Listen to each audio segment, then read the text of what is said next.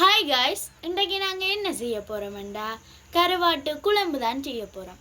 அதுக்கு முன்னாடி இந்த சேனலுக்கு யாரும் ஃபர்ஸ்ட் டைம் வந்திருந்தீங்கடா லைக் பண்ணுங்கள், ஷேர் பண்ணுங்கள், மறக்காமல் சப்ஸ்கிரைப் பண்ணுங்கள். வாங்க வீடியோக்குள்ளே போகலாம். இன்றைக்கு நாங்கள் என்ன செய்ய போகிறோம்னு பார்த்தா கருவாட்டு குழம்பு தான் செய்ய போகிறோம். அதுக்கு தேவையான பொருட்களை பார்ப்போம்.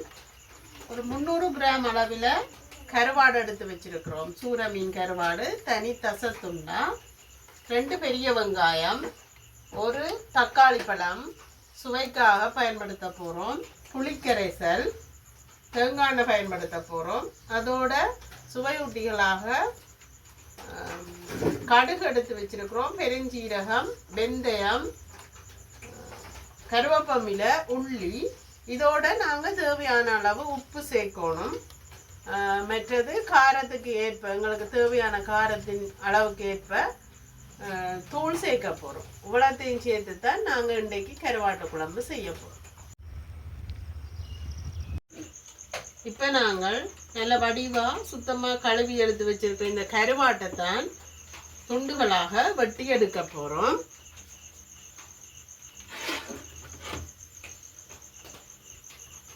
ஒரு அளவான துண்டுகள் எங்களுக்கு காணும்.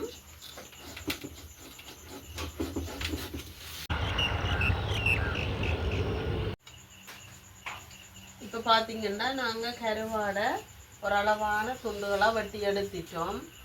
ஆகலும் பெரிய துண்டுகளாக வெட்டக்கூடாது, மீன் மாதிரி. ஏன்னு சொன்னால் இது கருவாடு தானே. இந்த கறி வைக்கல மற்ற சேர்வைகள் சேர்றது கொஞ்சம் லேட் ஆகும்ன்றபடியாக ஒரு அளவான இந்த அளவு துண்டு ஓகேயாக இருக்குது. இனி நாங்கள் வெங்காயத்தை எடுத்து வெட்ட போகிறோம். அதுக்கும் ஓரளவு சின்ன சைஸாக வெட்டினா ஓகே.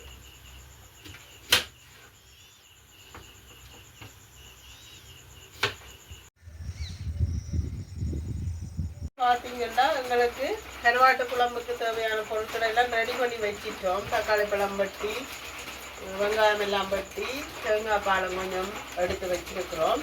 இனி நாங்கள் எப்படி இந்த குழம்பை செய்ய போகிறோம்னு பார்ப்போம். நாங்கள் அடுப்பு மூட்டி அடுப்பில் சட்டி வச்சிட்டோம். இப்போ எங்களுக்கு சட்டி சூடோடி கொண்டு இருக்குது. பார்த்தீங்கன்னா இப்போ நல்ல வடிவாக ஹீட் ஆகிட்டு இனி நாங்கள் எண்ணெய் விட போகிறோம்.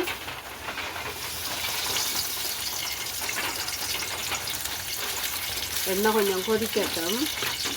அதுக்கு எண்ணெய் நல்லா கொதித்து வந்துட்டு நாங்கள் முதல்ல எடுத்து வச்சிருக்கிற கடுகை போட போகிறோம்.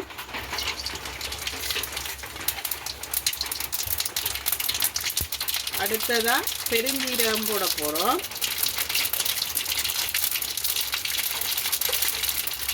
ரெண்டும் நல்ல வடிவாக பொரிஞ்சு வந்து கொண்டிருக்கு. ஒரு கட்டிலாரி விடுவோம். ஓகே, இனி நாங்கள் வெட்டி வச்சிருக்கிற வெங்காயத்தை இதோட சேர்த்து வதக்க போகிறோம்.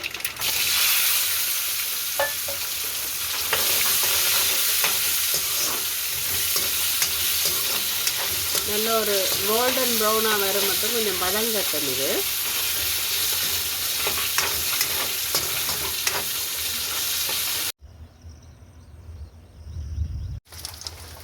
இப்போ பார்த்தீங்கன்னா எங்களுக்கு வெங்காயம் நல்ல வடிவாக வதங்கி கொண்டு வருது.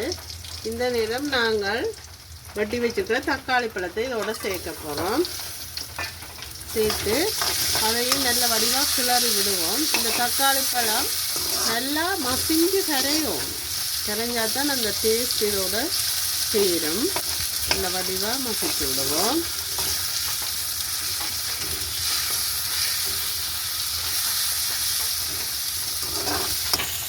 இப்போ பார்த்தீங்கன்னா உங்களுக்கு தக்காளி பழம் நல்லா கரைஞ்சி இதோட சேர்ந்துட்டு இந்த நேரம் நாங்கள் இந்த வெந்தயத்தை போட போகிறோம். வெந்தயத்தை முதலே போடையில் ஏன்னு சொன்னால் கருகினா அது கொஞ்சம் கருவாட்டோட சேர்க்க கயத்தன்மையாக இருக்கும். அப்போ இப்போ போட்டால் ஓகேயாக இருக்கும். அதுவும் அதோட எடுத்து வச்சிருக்கிற கருவேப்பிலையும் போட்டு உள்ளி வந்து நான் நல்லா இடிக்கையும் இல்லை வெட்டையும் இல்லை இப்படி முழுசாக ஒருக்கா போட்டு உரெல்லாம் குத்திட்டு எடுத்து வச்சிருக்கிறேன். அதையும் இதோட சேர்க்க போகிறோம்.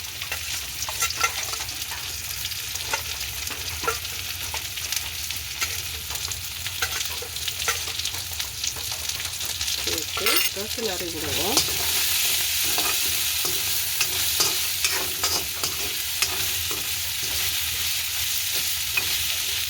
உள்ளியில் சேர்ந்து பொரியட்டும்.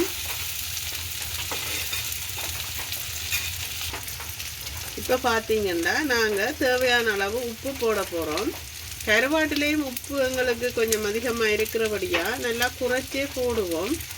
சேர்ந்து எங்களுக்கு தேவைப்பட்டால் கொஞ்சம் சேர்த்து கொள்ளலாம். அதையும் போட்டு ஒரு காயோட சேர்த்து விட்டுட்டு இனி நாங்கள் எங்களுக்கு தேவையான அளவு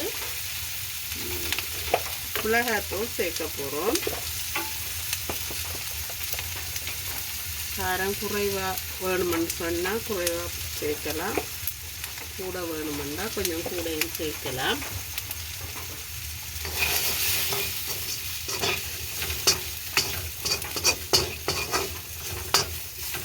சேர்த்துட்டு இனி எடுத்து வச்சிருக்கிற புளிக்கரைசலை இதோட சேர்க்க போகிறோம்.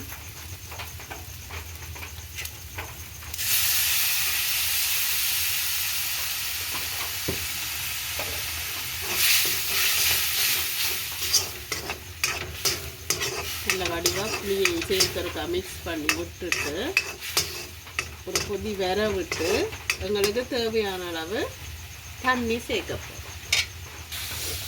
இப்போ பார்த்தீங்கன்னா எங்களுக்கு எல்லாம் சேர்ந்து ஒரு கொதி வந்துச்சு. இனி எங்களுக்கு எவ்வளவு குழம்பு தேவையோ அதுக்கேற்ற அளவு நாங்கள் தண்ணி சேர்த்து கொள்ளலாம். எங்களுக்கு கொஞ்சம் கூடுதலாகவே குழம்பு தன்மையாக வேணுமெண்டா கொஞ்சம் நான் 1 கப் தண்ணி சேர்த்துருக்கிறேன். நீங்கள் குறைவாக வேணுமென்னா கொஞ்சம் குறைச்சி சேர்க்கலாம். இனியும் ஒருக்கா கொதிக்க விடுவோம். இப்போ பார்த்தீங்கன்னா எங்களுக்கு குழம்பு நல்ல வடிவாக கொதித்து கொண்டு வருகுது. இந்த டைமில் நாங்கள் எடுத்து வச்சிருக்கிற கருவாட்டை இதோட சேர்க்க போகிறோம்.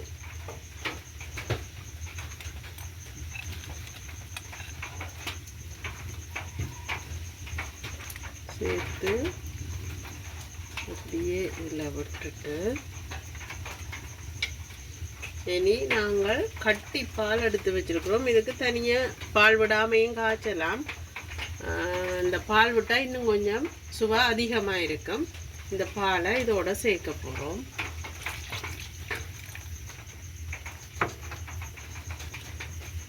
சேர்த்து ஒரு வடிவாக மிக்ஸ் பண்ணி விட்டுட்டு அப்படியே கொதிக்க விட்டா சரி. இப்போ பார்த்தீங்கன்னா 2 நிமிஷம் கொதிச்சு நல்ல வடிவாக எல்லாம் சேர்ந்துட்டு கருவாட்டோட இப்போ எங்களுக்கு ஆகலும் குழம்பு பதமாகவும் இல்லை, ஆகலும் தொக்கு பதமாகவும் இல்லை. இந்த பதம் எங்களுக்கு ஓகே. இது புட்டோடையோ சோறோடையோ சேர்த்து சாப்பிடலாம். இங்கே பாருங்க இப்படியே எல்லாம் கருவாட்டோட சேர்ந்துட்டுது. இனி நாங்கள் இதை இறக்கி பரிமாறலாம்.